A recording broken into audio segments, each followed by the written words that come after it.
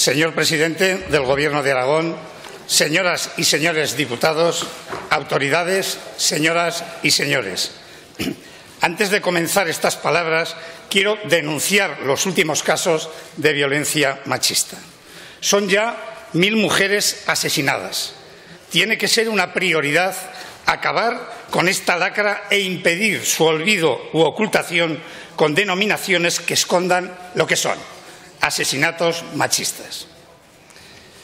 Los diputados y diputadas que me hayan escuchado en estas Cortes saben que uno de mis autores preferidos, que suelo citar en mis intervenciones, es Baltasar Gracián, cuya infancia transcurrió en parte recorriendo las mismas calles que yo recorro a diario en mi pueblo, en Ateca. Así que voy a empezar con una cita bien conocida de él y que se suele casi siempre incumplir, sobre todo cuando se cita, cuando se dice: lo bueno si breve, 2 veces bueno. Espero cumplirla y no defraudarles.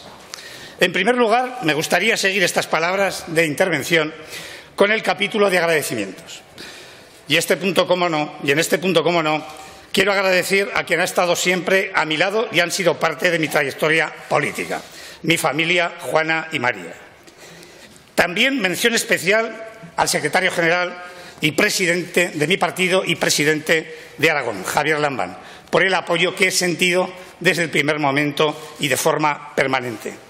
Al Grupo Parlamentario Socialista, que durante 8 años ha sido casi mi casa y casi han sido parte de mi familia.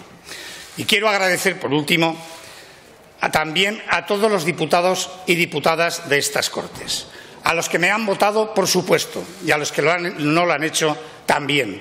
Soy el presidente, y aquí sí quiero manifestarlo, de todos y todas los diputados y diputadas de estas Cortes. El que ahora os habla fue hace ya unos cuantos años, demasiados por desgracia, un chico de barrio. Concretamente en un barrio de Zaragoza, del Picarral, en plena efervescencia de lucha por las libertades, y que después pasó, cosa extraña en estos momentos, de vivir en una ciudad a vivir a un pueblo. Y que tras un tiempo se dio cuenta que las revoluciones sociales, las transformaciones de la sociedad, la lucha por el futuro, se hacen fundamentalmente a través de los boletines oficiales y de los decretos.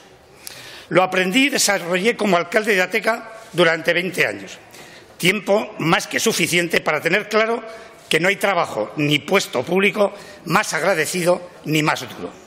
Estoy seguro que lo más respetable de la política son los miles de concejales y alcaldes, sobre todo de los pueblos pequeños, y aquí hay una buena representación de ellos, que se dejan la piel, que trabajan de forma incansable por sus vecinos, y a los que les deberemos siempre nuestro agradecimiento.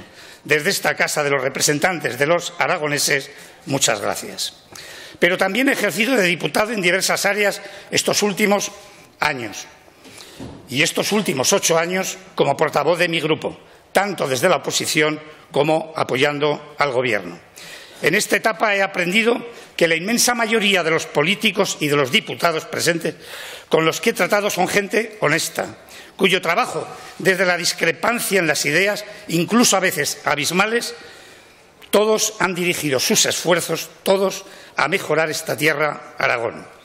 Ejemplo de ello fue Jesús Bernal, del que aprendí la gran talla de diputado, y desde luego Antonio Torres, que además de la talla de diputado, conviví muy directamente con él. Desde aquí, mi recuerdo y mi reconocimiento a ambos.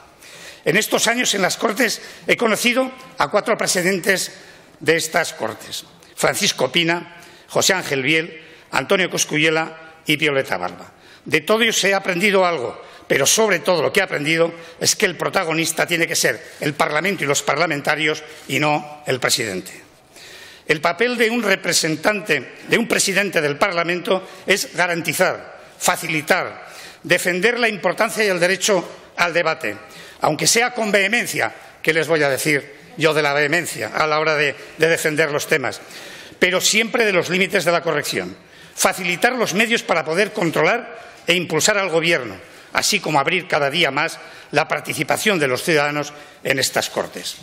Pero sobre todo es crear los escenarios para propiciar los máximos acuerdos y consensos.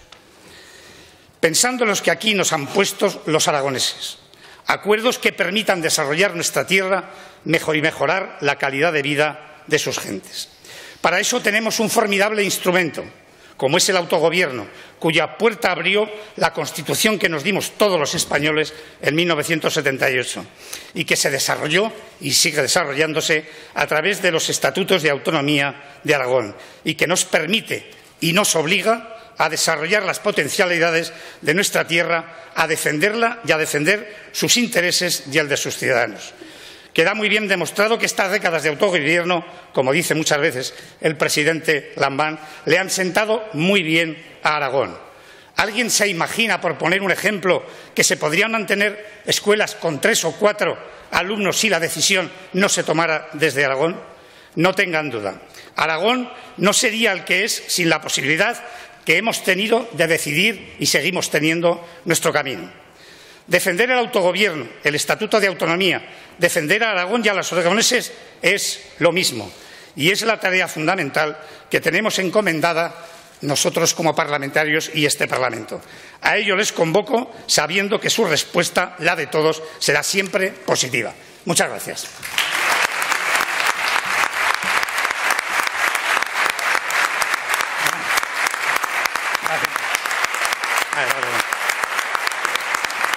Muchas gracias.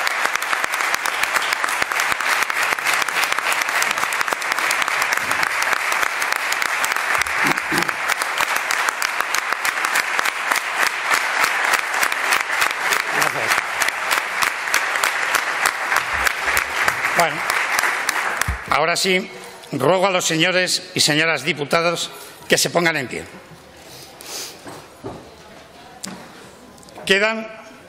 Quedan constituidas las Cortes de Aragón en su 10ª legislatura, hecho que será comunicado con fecha de hoy a Su Majestad el Rey como jefe del Estado, al presidente del Gobierno de Aragón, al Justicia de Aragón, a las Cortes Generales y al Gobierno de España. Se levanta la sesión.